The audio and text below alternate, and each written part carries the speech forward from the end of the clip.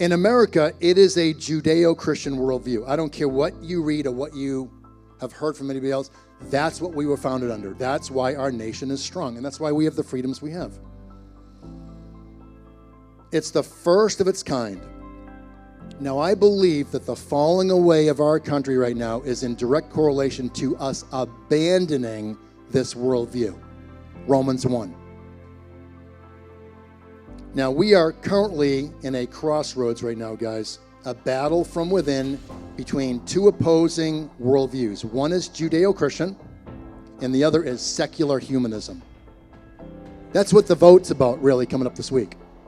It's not like kind of Christian and like, really Christian. It's one side. There's no middle ground anymore. Now, this is us right now. This is the United States. Righteousness exalts a nation, but sin condemns any people. Now, Scripture reveals what government should look like. It does, and it's all throughout the Bible. The Bible tells us that God ordains civil government to be a servant for our good. That's in Romans 13 for you that want to do some homework. Now, when the government does not serve its God-given purpose, the nation goes towards corruption. You can see that in Israel. Remember that? Like Israel is holy, and then they're back down in the gutter again. They're holy, they love God, they're back down.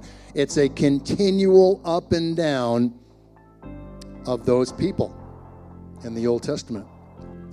James 4:17. All right? Now, so whoever knows the right thing to do and fails to do it, for him it is sin. It's sin.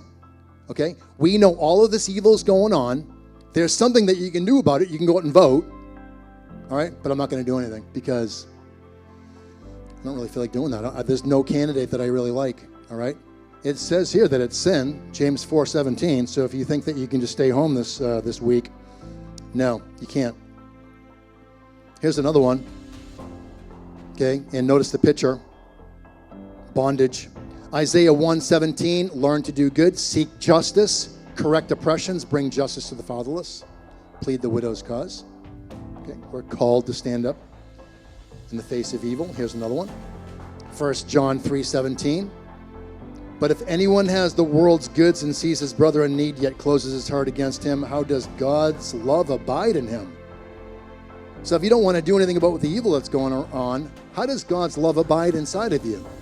It's interesting, right? Here's another good one. Proverbs 8:13. The fear of the Lord is the hatred of evil. Hate it.